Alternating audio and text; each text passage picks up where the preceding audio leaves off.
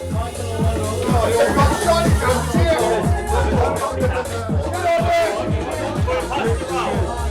if you want to buy a cup ticket, get those after the game. We were formed in 1966. We were a group of lads from the Westfields district of the city, which is just half a mile up the road. We were still in awe of England winning the World Cup in 1966, and we were playing football in the streets. We were playing football on any spare grass that was available up at Westfields, and we just got together as a group and said, let's get a team together, and that's how it all started. And here we are 50 years later in the FA Cup. It's amazing. 50th year, and we've got to the first time ever to the FA Cup first round, and we were top of the league up until a week or so ago, unbeaten.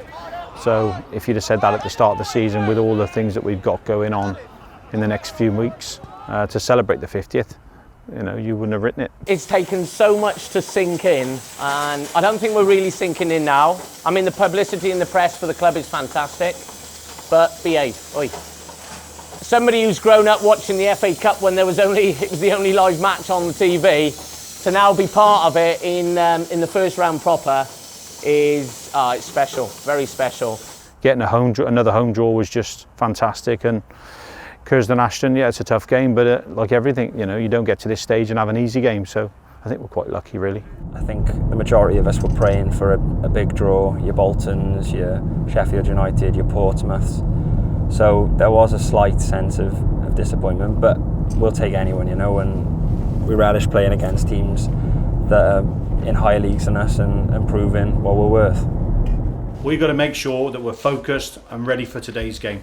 Not, or shall I just not do that, or not do this, or not test myself for that, okay, to save myself. No, today 3 points. The league is the bread and butter, guys. That's where we need to be, okay, at 4:45 today. Everyone needs to be focused on today. All right, me done.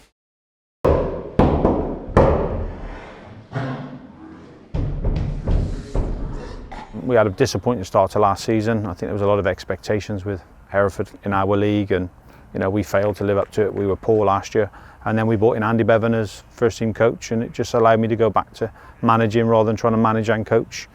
This season's going terrifically well. I mean, we've won 19 out of 20 games, which is fantastic. I set KPIs for the players and ourselves as management staff. Every 6 or 7 games in block. We brought in some really good players of good character, and in pre-season, and something in pre-season just said it was going to be a good season before we'd even kicked the ball. Sean Edwards was the reason on me coming to Westfields. It was a huge intent on doing well in the league and having a big cup run, so it was something I couldn't turn down. It's definitely a satisfying feeling when everything clicks into place with football.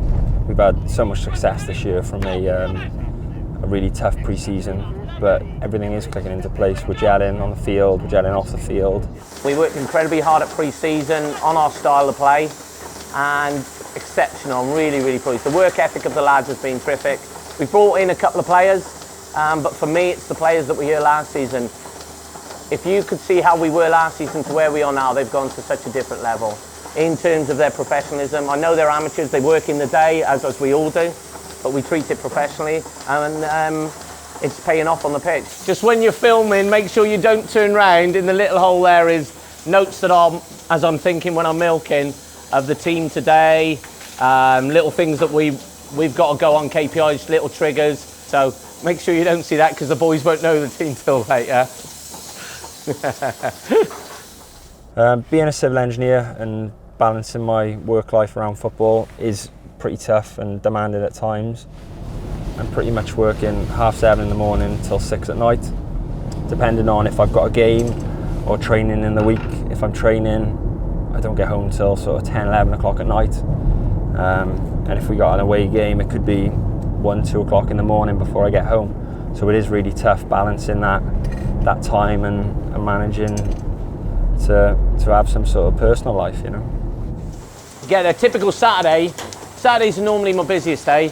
I'll start, say, this morning at 2:45, finish about 7:30. Then I would tend to get all the stuff prepared for the teams that are playing. For example, for my under-13s, they were at Cheltenham. My 12s were playing North Somerset. My 11s were at QPR West Midlands.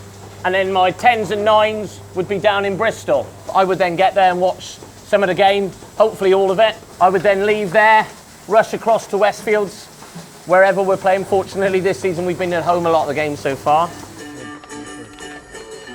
The whole committee, John Morgan, the chairman, the vice chairman, Chris Williams, myself, we're all volunteers, and that's how the ethos of the club has always been built on. We do pay the cleaner, and as you can see, the cleaner will need to be in Sunday morning, so she's paid and she's brilliant. I don't take a penny out of Westfields. Never have done, and I do it as a hobby. My wife would probably divorce me if I gave up the football, because she loves her Saturday afternoons doing what she does, and if I was under her feet I think she'd probably leave me, so it's probably a good excuse to stay involved with the football. And the players get expenses, because obviously some of them travel a little bit of a distance, but they get their allowance of 40p a mile, and they get some fish and chips as well. If you compare the league that we're in, we're probably in the bottom, I don't know, 7 or 8 in terms of budget. What we get through the gate, you know, isn't enough to pay to run the club how we like to run it. So the committee members with Andy Morris and John Morgan, they organise all that, and it's all raised through fundraising events, which is fantastic, to be fair. The FA Cup has been a bonus to us. We've got a pedestal to work off now with the finance that we've earned, and we've got something to look forward to in terms of a very strong financial base to go forward for the next 2 years. I think that we're embracing every minute of life where we are at the moment in the FA Cup, but we don't want it to end. We want to try and go on a couple more rounds. We want to try and meet your Arsenals, your Man Uniteds, and the way we're playing at the moment, I don't see any reason why we can't do that. So I'm hoping for a big upset on Saturday.